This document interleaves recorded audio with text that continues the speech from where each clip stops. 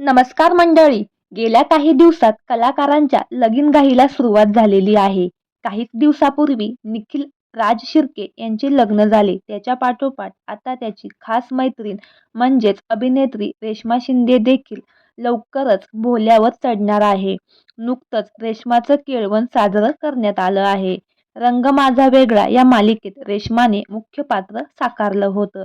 याच मालिकेच्या कलाकारांनी एकत्र तिचं केळवण केलं आहे.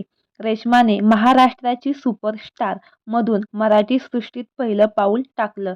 त्यानंतर बंद रेश्माचे, लगोरी, नांदा सौख्य भरे, रंग माझा वेगळा आणि आता घरोघरी मातीच्या चुली या मालिकेतून ती लोकप्रियता मिळवत आहे.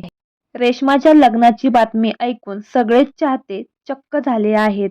कारण रेश्माचे हे दुसरे लग्न आहे. यापूर्वी 2012 मध्ये तिने अभिजित चौगुले सोबत लग्न केले होते. पण 5 वर्षातच त्यांनी घटस्फोट घेतला. त्यानंतर अक्षर कोठारी बरोबर तिचं रिलेशन आहे असं देखील बोललं जात होतं. त्यामुळे आता रेश्मा त्याच्याशीच लग्न करते का याकडे सगळ्यांचं लक्ष लागलं आहे.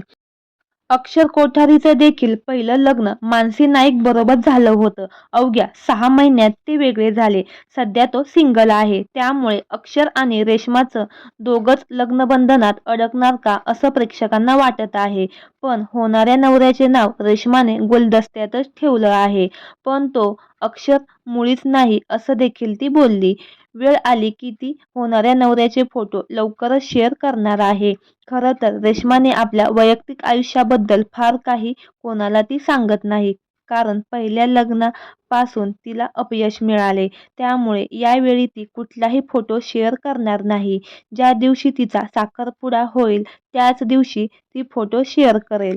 खरं तर अक्षर आणि रेश्माची जोडी खूप लोकांना आवडते तर काही लोकांना आवडत देखील नाही. काही लोकांना अक्षर आणि पूजा बिरारी ही जोडी पाहायला आवडते. तर मंडळी, तुम्हाला यातील कुठली जोडी आवडते हे आम्हाला कमेंट बॉक्समध्ये नक्की सांगा. रेश्मा शिंदे हिला पुढील वाटचालीसाठी खूप खूप शुभेच्छा. धन्यवाद.